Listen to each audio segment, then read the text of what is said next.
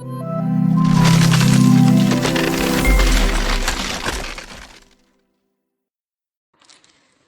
बच्चों, welcome to Nikhil classes. I am your educator Malvika ma'am. तो कैसे हैं आप सभी लोग? तो बच्चों, आज की क्लास है हमारी पार्ट 2 जेनेटिक्स चैप्टर का। तो आज की क्लास को शुरू करने से पहले हम कर लेते हैं क्विक रिवीजन कि प्रीवियस क्लास में हमने क्या क्या चीज़ें कवर की।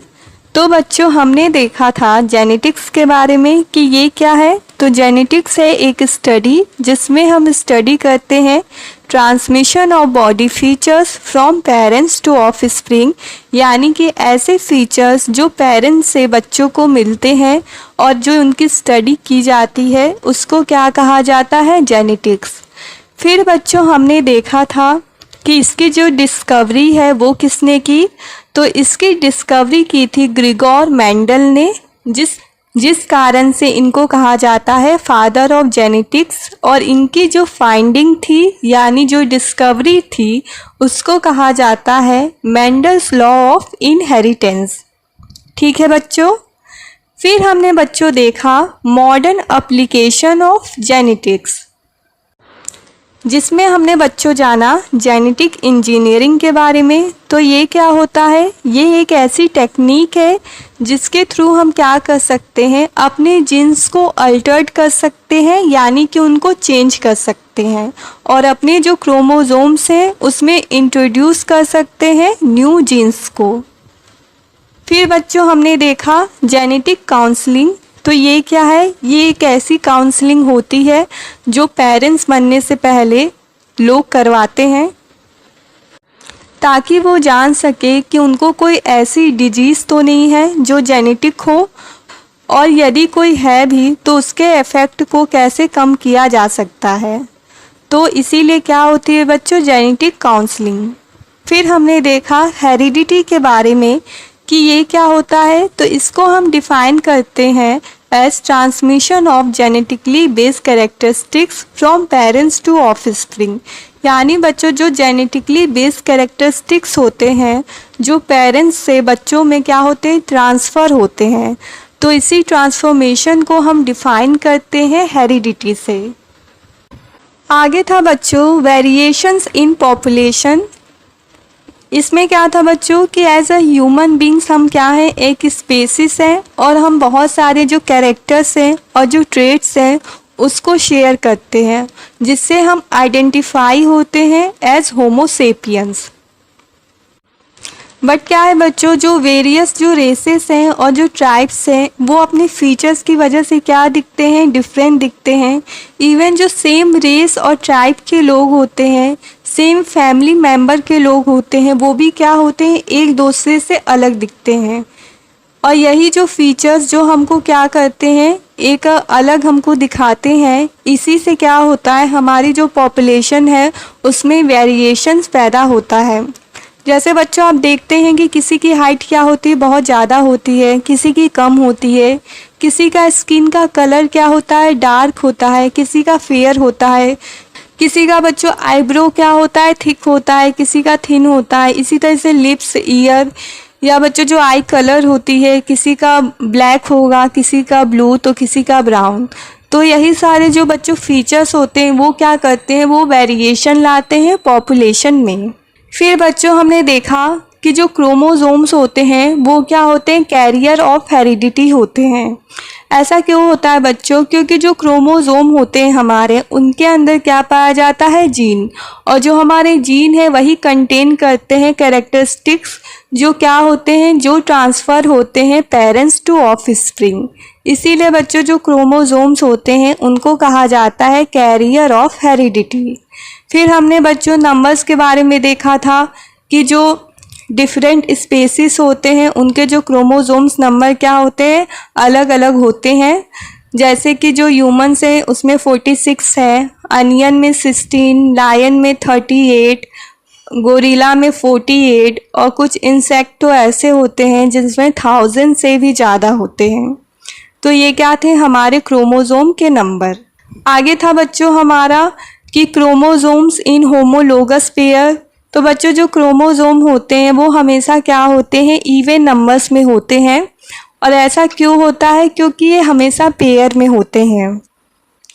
और बच्चों जो हमारे क्रोमोसोम का ईच पेयर होता है वो सिमिलर होता है साइज और शेप में। और एक जो बच्चों हमारा क्रोमोसोम है वो हमें मिलता है मदर से और एक जो मिलता है फादर से। और यही दोनों बच्चों जो क्रोमोसोम मिलकर पेयर बनाते हैं वो होता है हमारा होमोलोगस पेयर। ठीक है, फिर हमने देखा था इसकी कैटेगरीज कि इसकी जो ह्यूमन बींग्स होते हैं उसमें इनकी दो कैटेगरीज होती हैं, एक होता है ऑटोसोम्स और एक होता है सेक्स क्रोमोसोम्स। तो बच्चों हमें पता है कि ह्यूमंस में 46 क्रोमोसोम्स होते हैं इन नंबर्स और पेयर में होता है 23। तो बच्चों जो हमारा 1 से 22 तक का पेयर होता है क्रोमोसोम्स का वो होता है ऑटोसोम्स जो डिटरमाइन करता है बॉडी फीचर्स को। बट जो हमारा लास्ट क्रोमोसोम का पेयर होता है वो होता है सेक्स क्रोमोसोम जो डिटरमाइन करता है सेक्स को।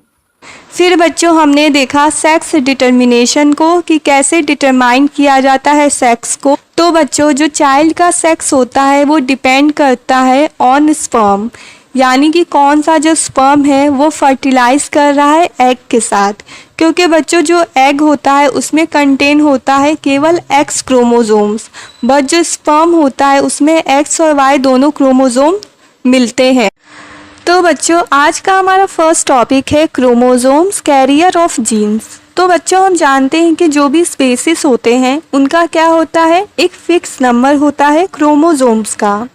और जो भी बच्चों स्पेसिस के जो भी कैरेक्टरिस्टिक्स होते हैं जैसे कि उनका बॉडी फंक्शन, बिहेवियर या फिजिकल अपीयरेंस, तो ये सब बच्चों किसका आउटकम होता है? ये सब क्रोमोसोम नंबर का आउटकम नहीं होता है बल्कि ये रिजल्ट होता है यूनिट्स का जिसे हम बोलते हैं जीन्स। ठीक है बच्चों, जिसे कौन कैरी करता है? जिसको कैरी करता है हमारा क्रोमोसोम। क्योंकि बच्चों हम जानते हैं कि हमारे सेल के अंदर क्या होता है, न्यूक्लियस, और न्यूक्लियस के अंदर क्या पाया जाता है, क्रोमेटिन फाइबर्स।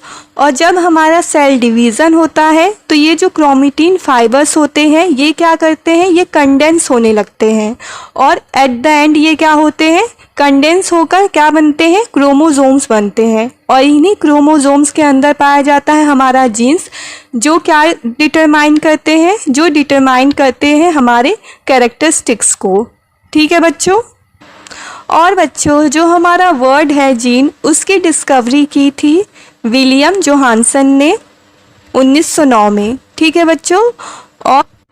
और बच्चों जो लेटेस्ट फाइंडिंग है उसके अकॉर्डिंग हमारी बॉडी में अराउंड 19,000 क्या होते हैं, जीन्स पाए जाते हैं, जिसमें सबसे जो ज़्यादा नंबर ऑफ जीन्स प्रेजेंट होता है वो होता है क्रोमोसोम नंबर 1 में, जिसमें अराउंड 2968 क्या होते हैं, जीन्स होते हैं। और जो सबसे बच्चों कम जीन्स प्रेजेंट होता है वो होता है क्रोमोसोम वाई में, जिसमें बच्चों अराउंड 231 जीन्स क्या होते हैं, प्रेजेंट होते हैं।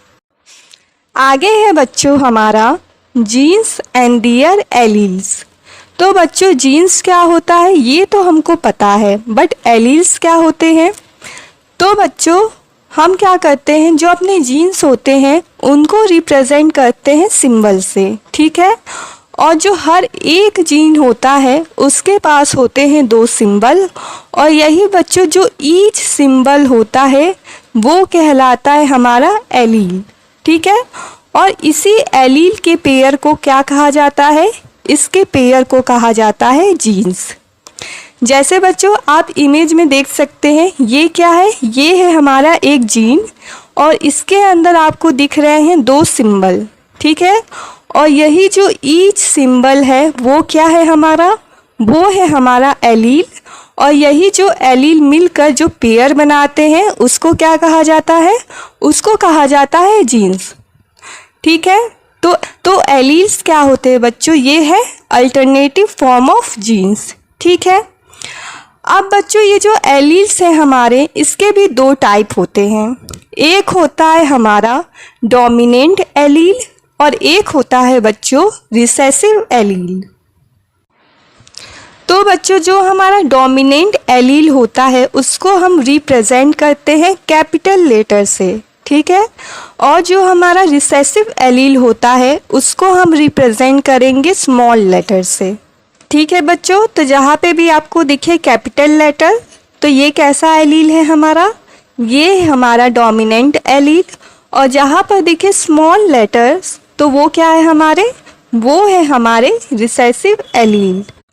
तो बच्चों जो हमारे डोमिनेंट और रिसेसिव एलील्स होते हैं उनको हम कैपिटल और स्मॉल लेटर से रिप्रेजेंट करते हैं। अब ये एलील बच्चों मिलकर क्या बनाएंगे, पेयर बनाएंगे, जिससे क्या बनेगा हमारा जीन। तो बच्चों अगर जो दो सिमिलर एलील मिलकर पेयर बनाते हैं तो उनको बोला जाता है होमोजाइगस। यानी कि जब दो डोमिनेंट एलील या बच्चों दो रिसेसिव एलील सेम एलील मिलकर क्या बनाएंगे, अपना एक पेयर बनाएंगे, तो उसको बोला जाएगा होमोजाइगस।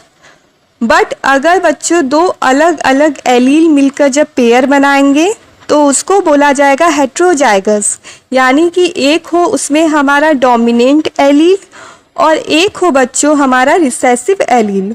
और ये बच्चों जब दोनों एलील मिलकर पेयर बनाएंगे तो उस पेयर को बोला जाएगा हेट्रोजाइगस पेयर, ठीक है।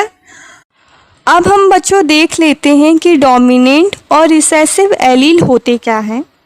तो बच्चों जो हमारे जीन्स होते हैं वो क्या रिप्रेजेंट करते हैं, हमारे कैरेक्टरिस्टिक्स को। और बच्चों जो एलील होते हैं वो क्या होते हैं, अल्टरनेटिव फॉर्म ऑफ जीन्स। क्योंकि बच्चों एक एलील का पेयर मिलकर बनाता है हमारा एक जीन। तो बच्चों जो एलील होंगे वो भी क्या रिप्रेजेंट करेंगे, हमारे कैरेक्टरिस्टिक्स को ही। तो बच्चों जो कैरेक्टर हमारे डोमिनेंट एलील रिप्रेजेंट करते हैं उनका ट्रांसमिशन होता है नेक्स्ट जनरेशन में, क्योंकि इनके ऊपर किसी भी दूसरे एलील का कोई भी इफ़ेक्ट नहीं पड़ता। बट अगर बच्चों जो हमारा एलील का पेयर है उसमें एक एलील हो डोमिनेंट और एक एलील हो रिसेसिव, तो बच्चों जो कैरेक्टर डोमिनेंट एलील रिप्रेजेंट करेगा उसी का ट्रांसमिशन होगा हमारी नेक्स्ट जनरेशन में, ना कि उस कैरेक्टर का जो कि रिसेसिव एलील रिप्रेजेंट करेगा। क्योंकि बच्चों जो हमारे डोमिनेंट एलील का कैरेक्टर होता है वो रिसेसिव एलील के कैरेक्टर को दबा देता है। इस वजह से क्या होता है, नेक्स्ट जनरेशन में हमारा वही कैरेक्टर ट्रांसफ़र होता है जो हमारा डोमिनेंट एलील रिप्रेजेंट करेगा, ठीक है। तो अगर किसी भी जीन में जो पेयर बना है, अगर दोनों बच्चों हैं डोमिनेंट एलील या दोनों है रिसेसिव एलील, तो बच्चों वही कैरेक्टर क्या होंगे, सेम ही होंगे दोनों के। तो बच्चों वही कैरेक्टर क्या होगा, हमारे नेक्स्ट जनरेशन में ट्रांसफ़र होगा। लेकिन बच्चों अगर पेयर बने एक डोमिनेंट और एक रिसेसिव एलील से, तो वही कैरेक्टर बच्चों ट्रांसफ़र होगा जिसे रिप्रेजेंट करेगा हमारा डोमिनेंट एलील, ठीक है। इसको बच्चों हम एक एग्जाम्पल से समझते हैं टंग रोलिंग के। तो बच्चों इसमें क्या बनेगा, दो केस बनेगा, एक होगा हमारा रोलिंग का और एक होगा हमारा नॉन रोलिंग का। तो बच्चों जो हमारा रोलिंग है उसको हम डिनोट करेंगे कैपिटल आर से। तो बच्चों जो हमारा कैपिटल आर होगा वो कौन सा एलील होगा, वो होगा हमारा डोमिनेंट एलील, ठीक है बच्चों। और जो बच्चों हमारा नॉन रोलिंग है उसको हम डिनोट करेंगे स्मॉल आर से।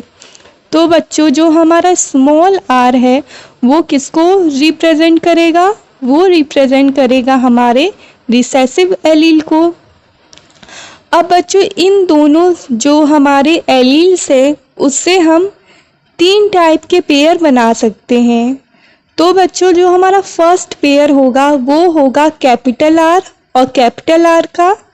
सेकंड जो होगा वो बनेगा स्मॉल आर।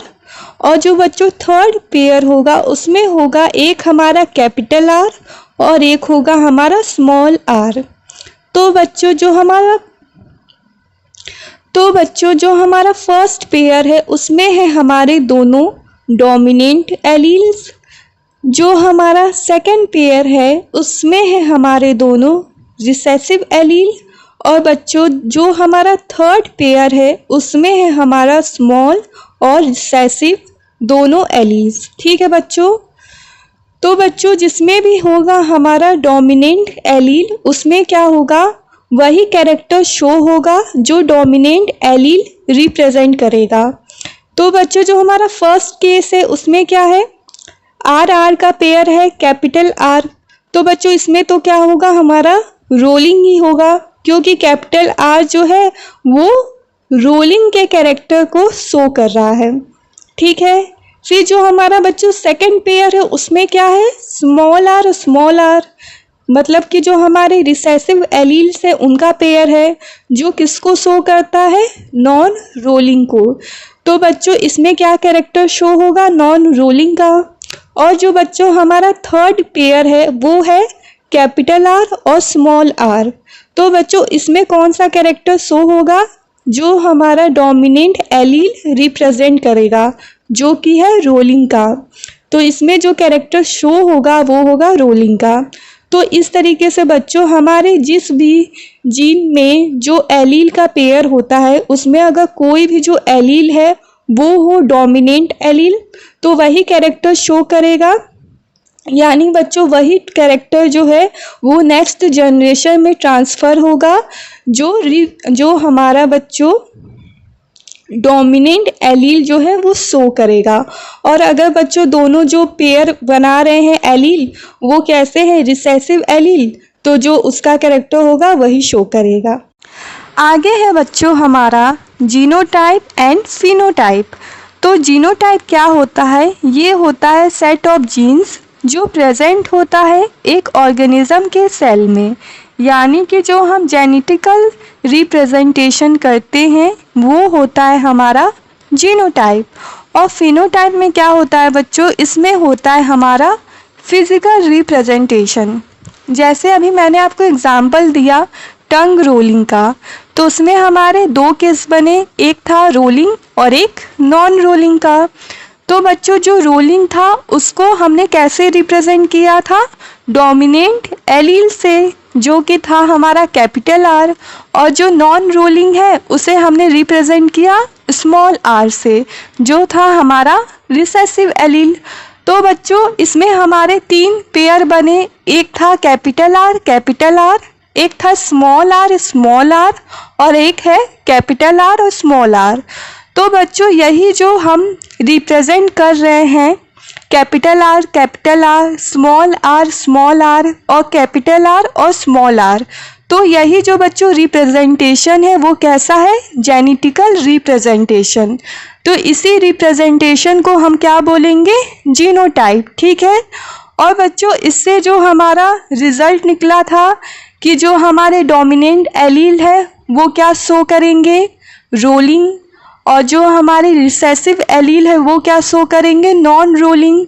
और अगर जो एक डोमिनेंट हो और एक रिसेसिव हो तो ये क्या शो करेंगे, रोलिंग को। तो यही बच्चों रोलिंग और जो हमारा नॉन रोलिंग है वो क्या है, वो है हमारा फिजिकल रिप्रेजेंटेशन।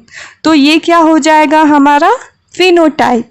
ठीक है बच्चों, तो जो हमारा जेनेटिकल रिप्रेजेंटेशन है वो है हमारा जेनोटाइप, और जो बच्चों हमारा फिजिकल रिप्रेजेंटेशन है वो है हमारा फिनोटाइप। आगे है बच्चों हमारा मेंडल्स एक्सपेरिमेंट ऑन इनहेरिटेंस। तो बच्चों जो जेनेटिक का बेसिक प्रिंसिपल है उसको डिस्कवर किया ग्रिगोर जॉन मेंडल ने, इसीलिए इनको कहा जाता है फादर ऑफ जेनेटिक्स। तो बच्चों इन्होंने कंडक्ट किया था एक breeding experiment on garden pea, और इसी एक्सपेरिमेंट से इन्होंने डिस्कवर किया बेसिक प्रिंसिपल ऑफ जेनेटिक्स। तो बच्चों इन्होंने जो गार्डन पी का सिलेक्शन किया अपने एक्सपेरिमेंट के लिए, उसके पीछे कुछ रीज़न थे। जैसे बच्चों जो हमारा गार्डन पी था उसके क्या थे, बहुत सारी वैरायटीज़ थी, और जो बच्चों वैरायटीज़ थी वो थी alternative forms of a character, और बच्चों जो वैरायटीज़ अवेलेबल थी वो थी प्योर फॉर्म्स में, दैट ब्रीड ट्रू। मतलब कि बच्चों जो वैरायटीज़ थी उनसे जो भी नेक्स्ट जनरेशन होता था वो सेम होता था, जनरेशन आफ्टर जनरेशन।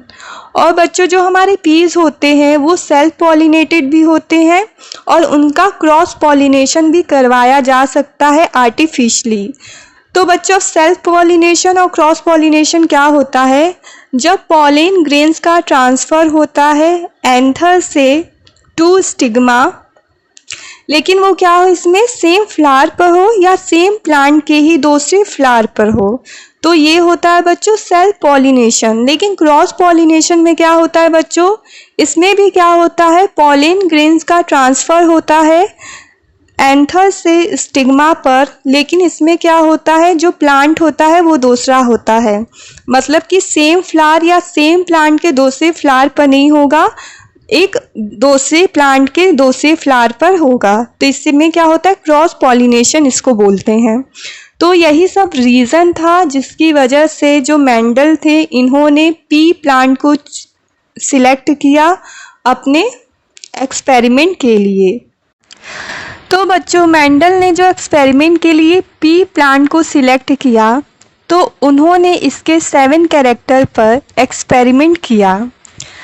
तो ये है बच्चों हमारे पी प्लांट के 7 कैरेक्टर और ये है इनके डोमिनेंट और रिसेसिव ट्रेट। तो बच्चों पहला कैरेक्टर था हमारा फ्लावर का कलर। तो बच्चों जो पी प्लांट के फ्लावर का कलर होता है उसका जो डोमिनेंट ट्रेट है वो क्या है? पर्पल, और जो रिसेसिव ट्रेट है वो क्या है? वाइट।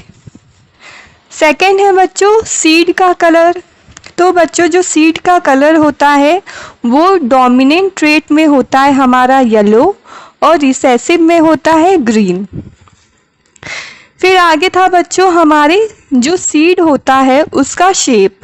तो बच्चों इसमें जो डोमिनेंट था वो है राउंड और जो रिसेसिव है वो है रिंकल। जैसे बच्चों आप बहुत बार देखते होंगे कि जो पी होते हैं उनके जो मैक्सिमम जो दाने होते हैं वो कैसे होते हैं? राउंड शेप के। लेकिन कुछ कुछ क्या होते हैं आप देखते होंगे कि उनमें क्या है? रिंकल है। तो ये क्या है? उनके सीड का शेप है। फिर बच्चों नेक्स्ट कैरेक्टर है इनका जो पॉड का कलर है। पॉड कलर क्या होता है बच्चों? जो हमारे पी का जो आउटर कवरिंग होता है यानी जो उनका छिलका होता है उनको क्या कहा जाता है? पॉड। तो उनका कलर बच्चों क्या होता है? डोमिनेंट ट्रेट में होता है ग्रीन और रिसेसिव ट्रेट में क्या होता है? येलो। फिर बच्चों आता है हमारा नेक्स्ट कैरेक्टर जो कि है पॉड का शेप। तो बच्चों जो पॉड का शेप है डोमिनेंट ट्रेट में वो है इन्फ्लेटेड और बच्चों जो रिसेसिव ट्रेट में इसका शेप है वो है कॉन्स्ट्रिक्टेड। जैसे बच्चों आप बहुत बार देखते होंगे कि जो हमारा पी होता है उसका जो कवरिंग होता है आउटर वो एकदम क्या होता है? स्मूथ होता है, उसके ऊपर लाइनिंग वो नहीं होती है। लेकिन बहुत से बच्चों कुछ कुछ ऐसा होता है जिसमें क्या होता है? बाहर ऐसी लाइनिंग होती है जिससे हमें पता चलता है कि अंदर क्या है? मटर के दाने हैं। तो बच्चों यही क्या होता है? यही होता है हमारे पॉड का शेप जो क्या होता है? डोमिनेंट में होता है इन्फ्लेटेड और रिसेसिव में होता है कॉन्स्ट्रिक्टेड। आगे आता है बच्चों हमारे फ्लावर की पोजीशन। तो बच्चों हमारे जो फ्लावर की पोजीशन होती है वो डोमिनेंट में कैसी होती है? मिडल में होती है। लेकिन बच्चों जो रिसेसिव ट्रेट में होता क्या है कि जो हमारे फ्लावर्स होते हैं वो अपने टॉप पर होते हैं।